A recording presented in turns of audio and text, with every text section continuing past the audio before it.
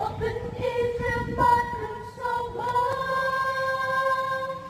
ở Jerusalem.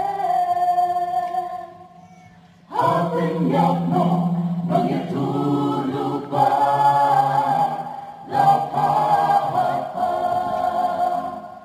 halen kama yakipriu panalaji asno sinte uyang anglut utra.